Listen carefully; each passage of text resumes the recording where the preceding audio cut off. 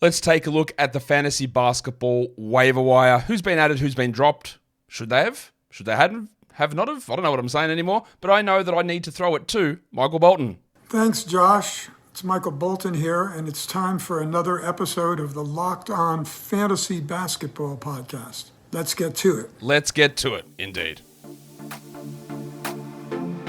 You are Locked On Fantasy Basketball, your daily fantasy basketball podcast, part of the Locked On Podcast Network.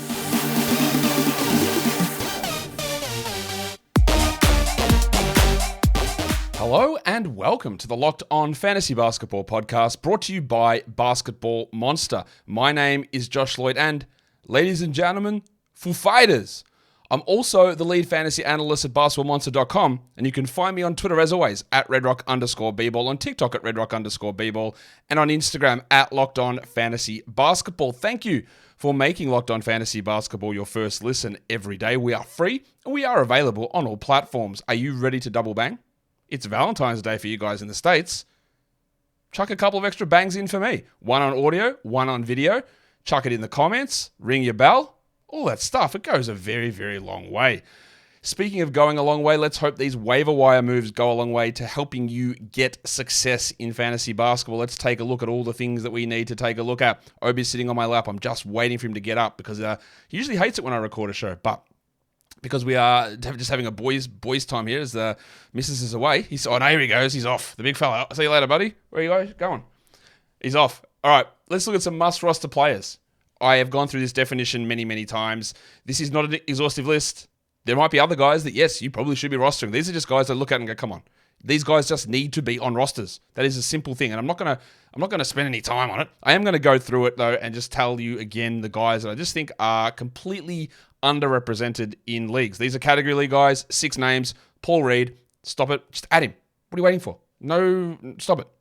Precious Achiuwa. Yes, me. I am saying this out loud that you should have Precious Achiuwa on a roster. I am also saying that once you hit the fantasy playoffs, that will not be the case. I'm very confident in that once Randall and Anunoby and Hardenstein and bloody everybody else comes back, it will not be the case. But for now, it absolutely is. Scooter Henderson. Do you know Scoot's a top 100 player over the last 2 or 3 weeks? Yeah. Big Pharma would push that down. Big Auto will push it down. They're against Scooters. Hey! But he's been really good. And I don't know if Brogdon's coming back or when he's coming back or how long he's lasting. And Scoot's going to be up and down for sure. But like we said earlier in the season, it was just 1 good game, 3 bad ones. Then we go to 2 good, 2 bad. Now it's probably looking to 3 good, 1 bad. It's improving. It's got to be rostered. Marvin Bagley. Again, I feel like another shower. I'm talking about rostering Precious Achiuwa and Marvin Bagley.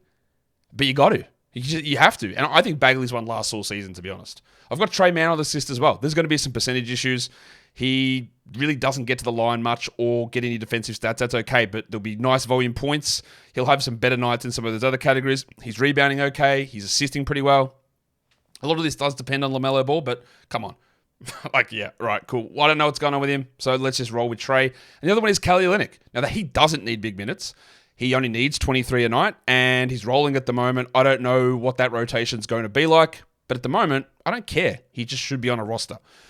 If we look at the points league list, it's a lot of the same names. Scooter Henderson is right up the top there. There is a no-brainer one there. Marvin Bagley and Precious Achiuwa, they are much better points league guys than category league players. Paul Reed's there. Trey Mann's there. The other one that I look at is Keontae George, who is going to be the starter, and I don't think he's going to move out of that position all season. I think his minutes will continue to improve. I think his usage will increase as well because they will systematically, I think, reduce the value or reduce the roles or the games played of Lauri Markkanen, Jordan Clarkson, maybe John Collins, maybe Colin Sexton. I don't know. I think you're going to get quite a bit of Keontae down the stretch. Now, he's going to have a lot of 3 of 12 shooting nights, which, much like Scoot, hurts, and I would prefer Scoot over Keontae. But I do think that in category leagues, you can consider Keontae, and in points leagues, I'm more about getting him into your team as a must-roster player. And we did actually bang that part out pretty quickly, which is always a benefit. So what about guys who are droppable? Get that garbage out! What do I mean? You do not have to drop them. If they're on your roster and you want to take a flyer or stream somebody else and you can look at them and go, maybe I don't need this guy. And there'll be some names on here which you think are controversial. So don't just look at the list. Listen to what I say about it. Because number 1 on this list is Spencer Dinwiddie. And I know, you'd be like, Josh, he just played 31 minutes last night. He had 7 assists. LeBron's out today. All that is true. I would hold him for today. But I really don't think Spencer Dinwiddie, who's got a terrible category league sort of game for fantasy anyway, is going to maintain 30-plus minutes every night on a team that still has to welcome back Vanderbilt, Reddish, Vincent, and Max Christie. Not that Christie will necessarily be in the rotation. And he's got to share the ball with LeBron, with Russell, with Reeves, and usage with Davis. Like, none of those things add up to, I must have this guy. Again, if you've got him at the moment and those guys are out, whatever, go for it. Like, that's fine. But we have seen Spencer Dinwiddie in much more favorable positions be not useful enough. So I don't care. You can have him. I don't think you need to. Andy Wiggins, it's a very similar story. You can have Andy Wiggins. You don't have to. Like, you do not have to roster him. He's been much better. He's okay to roster. I don't know what happens when Chris Paul comes back. But with the Wiggins, Thompson, Pajemski, you guess add the Chris Paul situation in there, there's always a chance of 28 minutes or 29 minutes and poor shooting. I just don't think that it's a necessity. I've got Dennis Schroeder on this list as well. And you go, well, he played big minutes last game. He did. He was terrible in that role. And he was good the game before. But unless Schroeder is getting consistently 30-plus minutes a night, I just don't think that he's a must-roster player. He needs to be... Yeah, you can say, well, he's just replacing Spencer Dinwiddie's minutes. Like, sure, yes. Except Dinwiddie wasn't worth it in that position. And we are expecting minutes to rise for Ben Simmons. Now, if Simmons goes out again, then yes, I will be all in on Schroeder as a starter, as someone that we use. But while Simmons is there, and Dennis Smith is still there, and you still got to reincorporate Cam Johnson in whatever they need to do there, I don't think that Schroeder is a priority for that team or someone that is a must roster. Absolutely fine to have, not a must roster. I just got to keep throwing Mark Williams out here because people are still holding on to him, and surely you do not have that space in your IL to keep holding. What are you doing? Please move on. And there he is, the big fella. The next one on this list. The big fella, the mustache man, BBL legend, shit stain of the century, Jordan Poole. Get that garbage out of here. He gets an extra jack because what is this man doing? I know that he is going to have a couple of games after the All-Star break. And I'm going to go, Josh, you waited this long and now he went off. But whatever. Like, it's been too long. I probably should have cut bait weeks ago. I am amazingly still holding him in industry pickup. Mainly because I'm way ahead of the field there, and I've got the ability to just go, well, maybe. Like, does that just push me through everything? It probably doesn't, and I probably will end up dropping him. But yeah, he can go. And the other one is Josh Giddey. I don't think things are getting better when Gordon Hayward arrives, which is going to happen literally their next game after the break. And Giddey's already been bad anyway. So look, there's just no point, I don't think, in holding on to him in that scenario. For points leagues, some similar names there. We've got Mark Williams, we've got Spencer Dinwiddie, we've got Andy Wiggins. I put Marcus Smart on this list. I wouldn't bother holding him in category leagues either. I don't know that he's coming back. I don't know if he comes back, and if he does come back, when that is. His production's not super high anyway, and we can't trust a single thing on that rotation. It's all over the shop. I just wouldn't be prioritizing holding on to Smart. I've got Wendell Carter here as well. He can have the occasional big game, but it doesn't happen often enough for me to look at him as let's absolutely ping him into our lineups and be really comfortable with it, because I don't think you should be. And then Josh Giddey is the other name on that list for points leagues. He can be slightly better in points leagues, but again, he has not been. So if you need to move on, go ahead and move on. Today's episode is brought to you by Robinhood. Did you know that even if you have a 401k for retirement, you can still have an IRA? Robinhood has the only IRA that gives you a 3% boost on every dollar that you contribute when you subscribe to Robinhood Gold. But get this, now through April the 30th, Robinhood is even boosting every single dollar that you transfer in from other retirement accounts with a 3% match. That is right, no cap on the 3% match. Robinhood Gold gets you the most for your retirement thanks to their IRA with a 3% match. This offer is good through April 30. Get started at robinhood.com/boost. Subscription fees apply. And now for some legal info. Claim as of Q1 2024, validated by Radius Global Market Research. Investing involves risk, including loss. Limitations apply to IRAs and 401ks. 3% match requires Robinhood Gold for 1 year from the date of first 3% match. Must keep Robinhood IRA for 5 years. The 3% matching on transfers is subject to specific terms and conditions. Robinhood IRA available to U.S. customers in good standing. Robinhood Financial LLC, member SIPC, is a registered broker-dealer.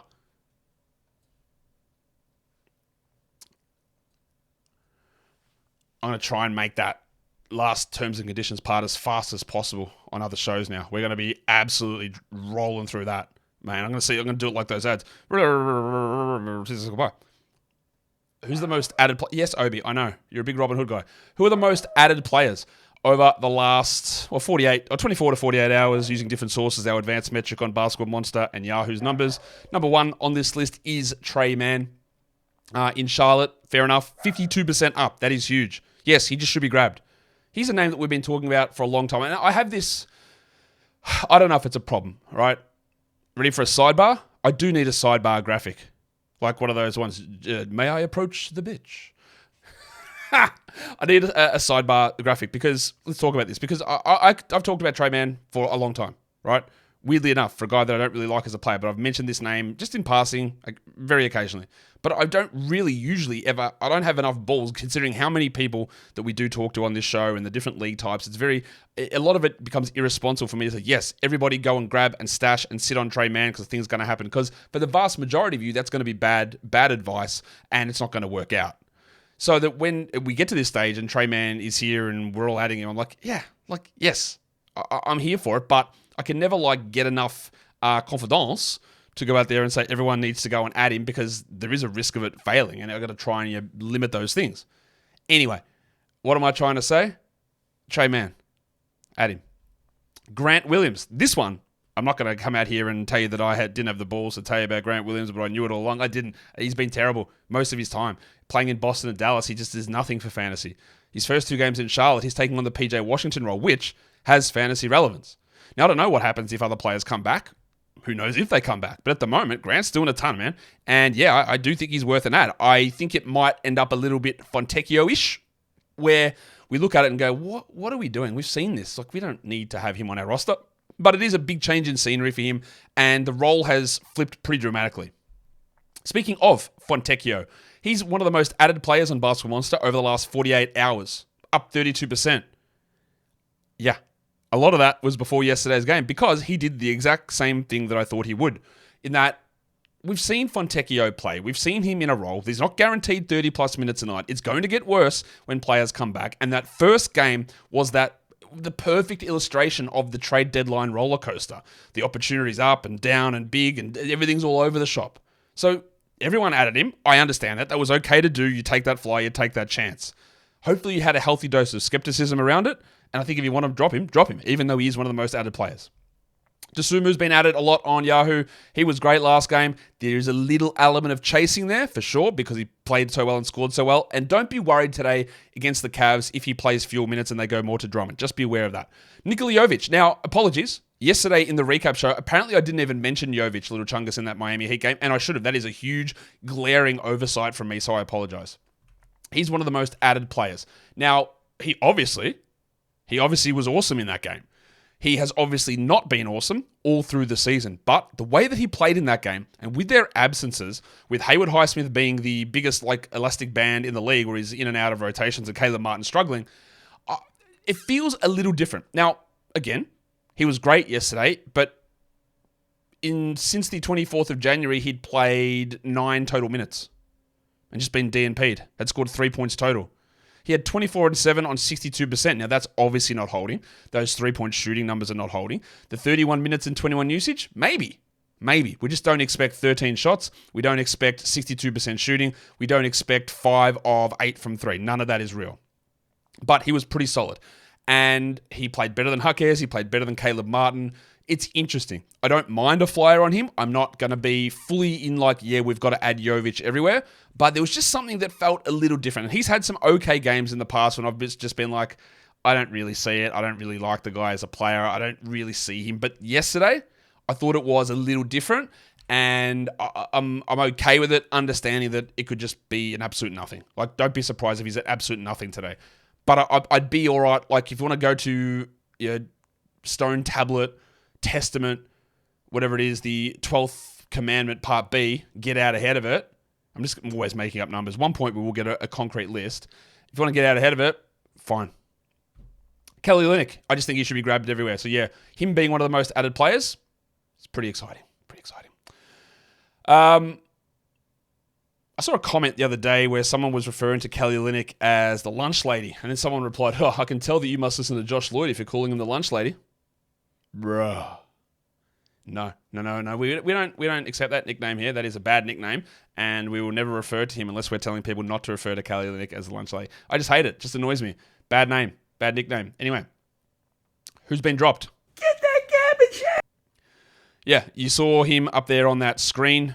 One of the most added players is also one of the most dropped players, Simone Fontecchio. But we'll start with Corey Kispert, who had that weird little 3-game explosion where we went, okay, Kispert, you've got a terrible fantasy game, but what's going on here? And then it was like, yeah, okay, that's a weird thing that just happened, and now it's done. The Wizards have been a bit like that all season, and one of the big guys in doing that has been Avdia. He's had huge runs and then absolute nothing runs, and then huge runs again. He's in the middle of a huge one at the moment, and we'll see where that goes. Better for Kispert. He's probably just going to be a points and 3 streamer if we get fake injuries to Kuzma and Poole later on, and they just pump more shots into Kispert. Look at the end of last season for the Wizards. A lot of pumping into Kispert and a lot of minutes into John Davis, and they became 12-team league guys because everyone else was out there. Shout out to John Davis. Does he even get that opportunity this season? I don't know. There could be some really weird stuff going on in Washington at the end of this year. Trey Lyles, one of the most dropped players. Absolutely. Gary Trent down 10%. Absolutely. Get that garbage out of here. And then Fontecchio and Caleb Martin. I've got no problem with dropping Simone Fontecchio. Caleb Martin, I probably would hold because he's playing today. Even Fontecchio, the Pistons are playing today. What are you... I guess if they're sitting on your bench... That doesn't hurt, and you want to get someone in for Thursday, I get that. But if they would be in your active lineup because you don't have things completely full, then that's pointless. Martin, I'm more happy to drop Fontecchio than Martin, given the injuries in Miami, but also they've only got the one game in the second half of next week, and Martin is not a high upside player. So it's okay. And then Dennis Smith, who went bananas in the 2 games ago, played huge minutes for the Nets, didn't do anything. Again, that's a weird one considering Ben Simmons is out today, and I can see Dennis Smith having actually a really big game. Because it's just him and Schroeder who's going to have to get those minutes. So Smith might play 25 and be a very clear startable player today. So that one's a little bit more weird perhaps than the Martin and Fontecchio ones. Especially because all 3 of those guys played today. So a little strange to see that level of droppage on guys who are going to play just because they had bad ones yesterday, even though I can get behind the overall rationale of that. Today's episode is brought to you by Hungryroot. Hungryroot, yes. Hungryroot is a box. It's got stuff in it that you eat. They send you groceries, fresh fruit, veggies. In fact, we've got a code at the end that will give you fresh veggies for life. They send you snacks, pantry staples, and recipe ideas. So you might be looking to do an anti-inflammatory diet, a high-protein diet. How do you do that with planning and cooking? Well, Hungryroot can do all of these things to help you. Save time, save money, reduce food waste. No one wants to be going to the grocery store every single moment of their life, trying to figure out what they're going to cook. On Hungryroot, they can give you suggestions of food that they send you based on your preferences, but you can also just switch that stuff out if it doesn't suit what you need. Everything from Hungryroot follows a simple standard. It's got to taste good, be quick to make, and contain whole, trusted ingredients. Now, I know when I'm considering Hungryroot, I love it to be tasty, it can be quick, and when we're talking whole ingredients are always what we're after. Right now, Hungryroot is offering Locked On NBA channel viewers and listeners 40% off your first delivery and free veggies for life. Just go to hungryroot.com/lockedon to get 40% off your first delivery and get your free veggies. That is hungryroot.com/lockedon. Don't forget to use our link so that they know that we sent you. Hungryroot, get rooted. Okay. Let's look at some hot players. Shout out to my new sexy obsession, Daniel Gafford. Nearly every time I say something like that, there's always a comment there. Is Josh gay? Why does he refer to his partner as his partner? Josh is gay, yeah? Dan Gafford's a sexy man. I can't deny that. Hot players. Who's been in the top 100 over the last week? Who do we need to talk about here? It is the big fella, Amen Thompson. This guy is going to be an absolute fantasy beast. Again, there's been so many cautionary tales this season of players or people or media or fans or whoever looking at a draft class, looking at dynasty value and making snap decisions 2 months into the season. I'm picking Jaime Jaquez as number 3 in this draft. Are ya? Good luck getting fired a week into your job. Cool. Masar Thompson looks great, mate. He's definitely the pick over Amen. I'm so annoyed I picked Amen first. Are ya? Because Amen, I think, is still going to be better. It just takes a little bit of time for this stuff to develop. Scoot, one of the worst picks ever, one of the worst busts of all time. Just a dreadful, dreadful player. Cool. Is he? Or is he just actually coming into his own? And Amen looks great. Now, I say all this. Amen's been awesome. I don't find any way that he's playing 30 minutes a night post-break. And I know there can be a little bit of cope with some of these. You've added Amen, you love what he's doing. Because people go, well, maybe what if Tari Eason doesn't come back? Then Amen will just get 26 a night anyway. I don't think so. We've seen a lot of this time without Tari Eason, and Amen wasn't doing this. He plays 20 minutes a night, which is fine. Plays mostly backup 1, gets a little bit of minutes at the 2. And you don't confuse Amen Thompson with Asar. Amen doesn't really play much forward at all. He never plays in no power forward. He doesn't play any small forward, really. It's all point guard or shooting guard. All backcourt play, really, for Amen. So I think he needs no Jalen or no Fred to really maintain 12-team value. He can be a 20-team league guy as a steal streamer, 20-minute guy, and be a steal streamer with a fringe value. But there's a lot of like, well, they might just totally remove Aaron Holiday, who would get like 12 minutes on a healthy team. And then there's no Tari Eason rest of the season, so Amen gets his minutes. And maybe that does happen. But the evidence we've seen so far is he doesn't play power forward. He doesn't play small forward, really. He's a guard, and he needs one of the guards to be gone. But anyway, he's rolling. Greg Jackson, despite breaking team rules, is in the top 100. I am not convinced that Gregory Jackson is a must-roster player. He's been pretty solid, and you can have him, but his category league numbers are all over the shop. His availability is all over the shop. His minutes are all over the shop, and that rotation is all over the shop. Last game, Yuta Watanabe and Lamar Stevens combined for 53 minutes, and honestly, when you look at their rotation today and on my projections, I don't even have them playing. Because GG is going to return. You're going to have maybe Derrick Rose, maybe Zaya Williams. You got like 14 players, I reckon, each night who could get minutes. For a team that's that banged up, there are so many different options. And GG will sometimes play 30. I think he's going to get minimum 20 every night. But there's going to be situations where he shoots 20% from the field or situations where he takes 4 shots instead of 15. It's all over the place. So he's good at the moment, but just be aware that I think when things all wash out at the end of the season and we go, well, what did GG Jackson rank post All-Star? It'll be like 175th is my guess. I don't know. And their rotation, nightmare stuff. Nickeil Alexander-Walker putting together a really hot stretch at the moment, and that's really important because the Wolves still have 2 more quality games left in this matchup. So while we don't really trust him to do that, sure, those extra games that you can get in, I don't mind it. Kyle Anderson, also really interesting to see some extra production from him in a week where they've got those extra quality games. I'm not super into Kyle Anderson, but that's interesting. DeAndre Hunter playing well. You know that I'm a vocal critic of DeAndre Hunter as a real life and as a fantasy contributor. And that's because I've watched him play for 5 years. But this time, coming back from the injury, he's been different. Do I want to trust a 4-game sample? No, because that would be stupid. But at the moment, he is playing well. If you want to stream him in, go for it. I'm not sure I fully trust how that goes long term, but we're getting some good stuff. And the same with Josh Green. And again, it's really important. You can look at Josh Green's scoring. It's up. Look at Josh Green's rank. It's fantastic. We should be adding him, yes? Yeah, but his true shooting's at 73% over the last 7 games. And I know that is not going to hold. He has improved. His usage is slightly higher. That's important. He can shoot 40% from 3. But he's not going to be the guy that's 70% from 2, 57% or 47% from 3, rolling with a true shooting that's like Mitchell Robinson. So he's putting up good numbers at the moment. You can get ahead of it, and actually you can't get ahead of it. You can stream him on the days when it's there, but as a long-term, I must trust this guy on my 12-team roster. I have absolutely no interest in that whatsoever for old Josh Green. Shout out to the Aussies. Let's look at some injury replacements. A lot of these names are just similar names, and some of them are, I guess, full injury replacements or just some names that I wanted to talk about. The first name on this list is the deepest cut of all time. It's Delano Banton. Because with Malcolm Brogdon out, with Shaden Sharp out, Banton is getting minutes off the bench. Anthony Simons is starting at point guard. I don't know why. Because the majority of the time it is still Scoot and Simons playing together, and that means that Banton gets 25 off the bench. And I feel very confident in saying this. I don't know when it will happen, so don't hold me to this, that Anthony Simons will not be playing on this team at the end of the season. He just won't be. Jeremy Grant also will not be playing on this team at the end of the season. And I'll tell you also, I'm not sure that Scoot plays to the end of the year. They have in the past, this is historical, may not continue. They do a staggered shutdown. So your Grants and Brogdons will probably lose out first. Then Ayton will end up disappearing. Then Simons will disappear. Then Scoot will disappear. And then you'll be running Banton and Hagens with Kamara and Walker as your lineup. It's like, you're more established, you shut down earlier, let's let the higher prize rookies get run at things for a week or so, see what they do, then they move on, and then we just lose. We're just losing, man. And Banton might be one of those players. And with Brogdon out at the moment, he's got at least some value in deeper leagues for now. Again, didn't think you'd be getting much of a Delano Banton breakdown, but there you are. Duncan Robinson should just be grabbed with no Rozier, who allegedly might be back after the break. I'm still not fully believing that. No Josh Richardson, no Jimmy Butler, who should be back after the break.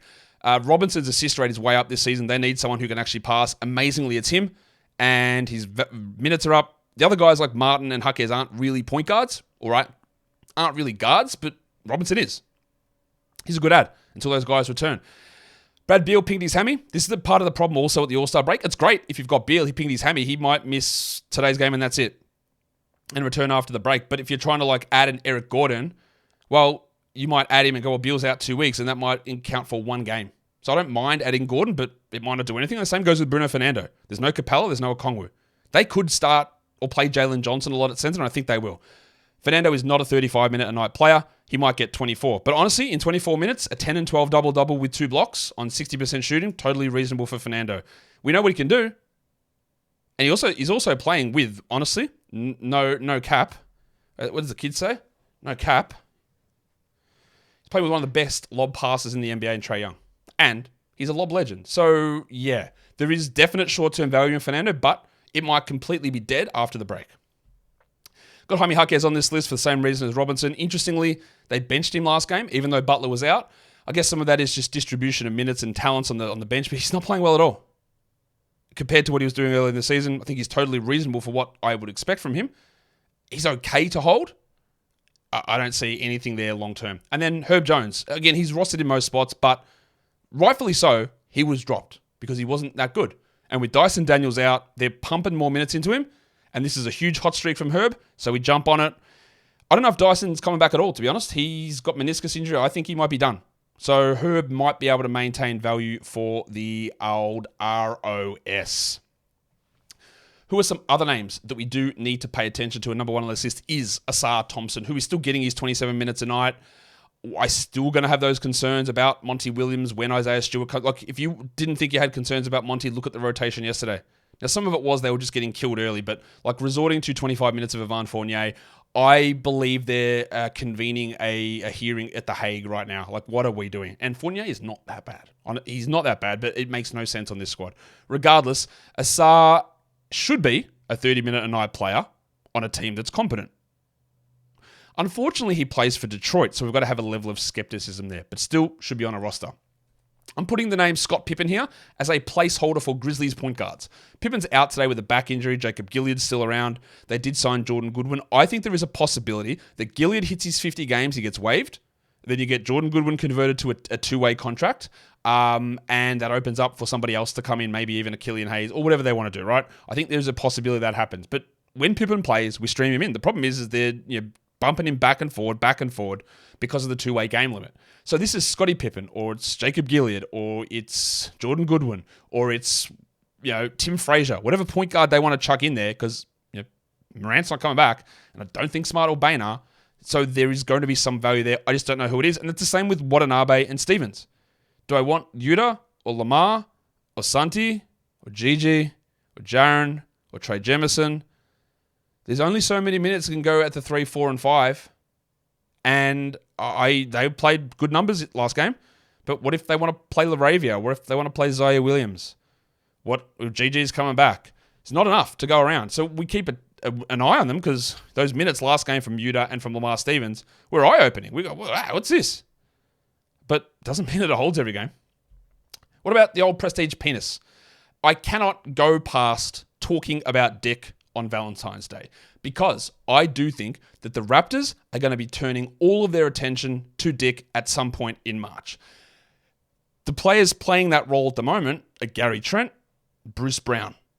Are you excited about it? Nah. They opened up minutes when they traded away Dennis Schroeder and then waived Spencer Dinwiddie, and we are seeing them just slide dick into all of these different scenarios. Hey, we're in a close game clutch scenario. Better whip our dick out. We're in a situation where we need to hold a lead. Time for dick. And we are seeing that push up and just inflate as we go along. So, grade A is not necessarily a must roster player. But if we're talking about who can I just have a look at that's giving me baseline numbers at the moment, who might be able to come in later on and do a little bit more without completely shafting us, I think Dick's on the menu. So just have a look. Have a look where the Grady makes sense. See whether you've got the ability to stash away Dick on your roster and go from there. Evan Fournier, I'm putting his name there because, what is Tavares Williams Jr. doing? And if Fournier played 30 minutes a night, he would be a 12-team league player. I don't think he will because there is still Grimes, there is Ivy, there is Cunningham, there is Sasser, who's now completely in the bin again. I just want to see, will they play this clown or not? The diseased scrotum. And then there's Jalen Wilson, who is getting a lot of minutes. Another one of those ones calling all the way back to the Trey Man at the start when I talked about Wilson about 2 months ago. So I didn't really love him as a draft prospect, but there's something here. And the Nets are going to give him some minutes later on in the season, and we're here. Now, Johnson's going to play today. Cam? How do they fit Cam Johnson, Dorian Finney-Smith? Where does Jalen... Is he still in the rotation? Will he play minutes? Now, one thing I would watch for this team is I think some injuries might come for the Nets at some point later on, and they want to see what Sharp can do, what Wilson can do, maybe even what Clowney can do. Jalen's a nice deeper league guy who I think will have a couple of moments where we go, maybe you should add Jalen in 12s. We're not there yet, though. And that is the end of what felt like a very, very fast-paced waiver wire show. Coffees are done, and we are ready to crack on and talk, or I finished talking, so hopefully it wasn't too fast for you. Maybe slow down the pace, make me sound more drunk. Guys, I think you know what to do. You need to come across here, and you need to show me your thumbs. I want those thumbs pressed very hard onto the button. I want the subscribe button hit, and if you could just flick that notification bell, wow, that would make my Valentine's Day. Guys, we are done here. Thank you so much for listening, everyone. See ya.